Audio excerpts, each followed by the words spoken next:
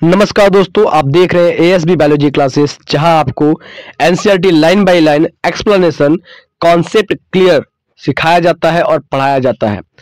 दोस्तों, आज हम पढ़ने वाले हैं कि सेल को एनर्जी कैसे मिलती है। क्या कोई पावर प्लांट होता है सेल के अंदर जो सेल को एनर्जी प्रोवाइड करता है, या कोई अन्य चीज होता है जो सेल को एनर्जी प्रोवाइड करता है? इस चीज को हम जानेंगे। तो दोस्तों, आज का हमारा जो टॉपिक होने वाला है वो है माइटोकॉन्ड्रिया। जी हाँ, माइटोकॉन्ड्रिया को ही कहते हैं powerhouse of the cell, और यही एक ऐसा स्थान होता है जो सेल को एनर्जी प्रोवाइड करने का काम करता है। दूसरी बात, अगर हम बात करते हैं, जो माइटोकॉन्ड्रिया होता है इसमें एरोबिक रेस्पिरेशन होता है। ठीक है। तीसरी बात, अगर हम बात करते हैं तो माइटोकॉन्ड्रिया की जो संख्या होती है वो अलग अलग सेल में अलग अलग होती है। तो चलिए शुरू करते हैं एक एक लाइन को पढ़ने की तरीके से। Mitochondria single mitochondrion unless specifically stand और not easily visible under the microscope. यानी कि माइटोकॉन्ड्रिया की बात करते हैं तो माइटोकॉन्ड्रिया को आसानी से हम माइक्रोस्कोप के नीचे नहीं देख सकते हैं। द नंबर ऑफ माइटोकॉन्ड्रिया, यानी कि माइटोकॉन्ड्रिया की जो संख्या होती है पर सेल एक एक कोशिका के अंदर इज वेरिएबल, बढ़ती घटती रहती है, depending on the physiological activity of the cell. कहने का मतलब ये है, मैं आपको यहाँ पर एक अलग से डायग्राम बना करके समझाने की प्रयास करता हूं तो समझ में आ जाएगा। देखिए, हम बात कर लेते हैं कि हमारे पास एक ये सेल है, एक दूसरा सेल ये है। ठीक है। उसके बाद अगर हम बात करते हैं तो इसके अंदर एक माइटोकॉन्ड्रिया मैं छोटा सा बना लेता हूं ताकि आपको अच्छे से समझ में आ जाए। देखिए, ये एक सेल है और इस सेल में क्या है, माइटोकॉन्ड्रिया की संख्या क्या है, ढेर सारी है। ठीक है, ढेर सारी माइटोकॉन्ड्रिया है। और इस सेल की बात करते हो तो इसके अंदर माइटोकॉन्ड्रिया क्या है, कम है। ठीक है। अब अगर हम बात करते हैं यहां पर, तो हमने दो सेल बनाया, ये सेल ए और ये सेल बी, और दोनों के अंदर दिखाया माइटोकॉन्ड्रिया की संख्या किसी में ज्यादा है तो किसी में क्या है, कम है। ये जो संख्या होती है माइटोकॉन्ड्रिया की अलग अलग सेल में अलग अलग होती है। क्यों? क्योंकि ये सेल क्या करता है, ज्यादा एक्टिविटी करता है। ठीक है, ज्यादा एक्टिविटी करता है, ज्यादा काम को करता है, इसलिए इसको ज्यादा एनर्जी चाहिए। जब ज्यादा एनर्जी चाहिए तो ज्यादा एनर्जी आएगा कहां से? जब ज्यादा माइटोकॉन्ड्रिया रहेगा तो ज्यादा एनर्जी का प्रोडक्शन होगा, ज्यादा एनर्जी बनेगा। जब ज्यादा एनर्जी बनेगा तो मेटाबॉलिक एक्टिविटी क्या होगी, ज्यादा होगी। और ये सेल जो होता है वो कम मेटाबॉलिक एक्टिविटी करता है, कम फिजियोलॉजिकल एक्टिविटी करता है, इसलिए इसको कम एनर्जी की रिक्वायरमेंट होती है। जब कम एनर्जी की रिक्वायरमेंट होती है तो इसी कारण से इसके अंदर माइटोकॉन्ड्रिया कम होता है। तो बात समझ में आपको कि सेल में अलग अलग सेल के अंदर माइटोकॉन्ड्रिया की जो नंबर होती है, जो संख्या होती है, वो क्या होती है, अलग अलग होती है। क्योंकि जो सेल ज्यादा एक्टिविटी करते हैं उसको ज्यादा एनर्जी चाहिए तो ज्यादा माइटोकॉन्ड्रिया होगा, जो सेल कम एक्टिविटी करते हैं उसको कम एनर्जी चाहिए तो कम माइटोकॉन्ड्रिया होता है। In term of shape and size also. ठीक है। और दूसरी बात, अगर हम बात करते हैं तो नंबर ऑफ माइटोकॉन्ड्रिया जो अलग अलग सेल में होती है वो डिपेंड करती है उसके सेल के साइज के ऊपर भी, यानी कि कौन सा सेल किस साइज का है उसके ऊपर भी डिपेंड करती है। आगे बात करते हैं, considerable degree of the variable is observed. इस वेरिएबिलिटी को, इस बढ़ने और घटने की क्रिया को क्या करते हैं, ऑब्जर्व किया गया है। Typically it is sausage shaped or cylindrical, having diameter 0.2 to 1 micrometre, average लिया गया इसका 0.5 माइक्रोन। ठीक है, 5 माइक्रोमीटर। यानी कि कहने का मतलब ये है कि जो माइटोकॉन्ड्रिया होती है, माइटोकॉन्ड्रिया की जो एवरेज साइज होती है वो 0.5 होती है। वैसे तो अगर हम बात करते हो तो किसी सेल में 0.2, किसी सेल में 1 माइक्रोमीटर की ये होती है। बात समझ में आया बेटा? चलिए आगे की ओर देखते हैं। एंड लेंथ की बात करते हैं तो जो इसकी लंबाई होती है कितनी होती है, 1 से लेकर के 4 माइक्रोमीटर तक होती है। ठीक है, 1 से लेकर के क्या होती है, 4 माइक्रोमीटर तक की इसकी लंबाई होती है।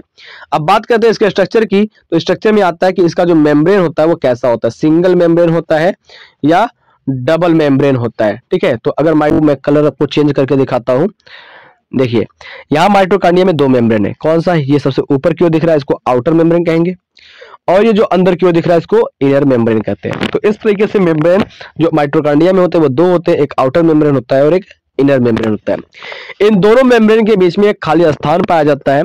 ठीक है, उस खाली स्थान को कहते हैं हम क्रिस्टी, और उसके अंदर क्या होता है, तरल पदार्थ मैट्रिक्स भरा होता है, ठीक है, और सॉरी जो मुड़ा हुआ संरचना इसको क्रिस्टी कहते हैं, और जो दोनों मेम्ब्रेन है, ये आउटर मेम्ब्रेन और इनर मेम्ब्रेन के बीच में जो खाली स्थान होता है उसको इंटर मेम्ब्रेन स्पेस कहते हैं। उसके बाद अगर हम बात करते हैं तो इसमें मैट्रिक्स पाया जाता है। मैट्रिक्स क्या होता है? लिक्विड होता है, और इसी लिक्विड के अंदर इसका जेनेटिक मटेरियल पाया जाता है, ठीक है, जेनेटिक मटेरियल होता है, डीएनए या आरएनए जो कुछ भी होता है इसका वो पाया जाता है। इसमें वेफर पार्टिकल्स पाए जाते हैं। तो बहुत सारी चीजें क्या होती है इस माइटोकॉन्ड्रिया के मैट्रिक्स में पाई जाती है। चलिए आगे देखते हैं। तो आगे की पॉइंट्स में क्या बताया गया उसको देखते हैं। तो हमने बताया था जस्ट अभी आपको कि माइटोकॉन्ड्रिया क्या होता है, double membrane bound cell organelle होती है, ठीक है। तो यहाँ पे कहते हैं double membrane bound structure with outer membrane and inner membrane divided it just lumen distinctly into the aqueous compartment, ठीक है। कहने का मतलब ये है कि जो माइटोकॉन्ड्रिया होती है उसमें क्या होती है, डबल मेम्ब्रेन पाई जाती है, ठीक है, डबल मेम्ब्रेन पाई जाती है। दोनों मेम्ब्रेन क्या होती है, डिवाइड होती है, किसके द्वारा, एक्वस कंपार्टमेंट के द्वारा, जिसमें अगर हम बात करते हैं outer compartment and inner compartment, बाहर की जो परत होती है वो और अंदर की परत जो होती है उसमें डिवाइड है। इन इनर कंपार्टमेंट, अंदर की कंपार्टमेंट की अगर हम बात करते हैं तो क्या कर रहा है, field with the dense homologous substance called the matrix. कहने का मतलब ये है कि जो माइटोकॉन्ड्रिया के अंदर की कंपार्टमेंट होती है उसके अंदर क्या होता है, होमोलॉगस सबस्टेंस पाया जाता है बहुत ही ज्यादा मात्रा में, उसको क्या कहते हैं, मैट्रिक्स कहते हैं। The outer membrane form the continuous limiting boundary of the organelles, ठीक है। जो आउटर मेम्ब्रेन होती है वो क्या करती है, मुड़ मुड़ करके, इस तरीके से मुड़ मुड़ करके क्या करती है, बाउंड्रीज बनाने का काम करती है, ठीक है। आगे चलते हैं। तो आगे क्या रखा गया है, द इनर मेम्ब्रेन यानी कि जो अंदर की परत होती है form a number of infolding called the cristae. जो इनर मेम्ब्रेन होती है वो क्या करती है, ढेर सारे अंगुली के जैसी संरचना बनाती है जिसको क्या कहते हैं, क्रिस्टी कहते हैं, ठीक है, टुवर्ड्स द मैट्रिक्स, और मैट्रिक्स उसके अंदर ही क्या करता है, घूमता रहता है।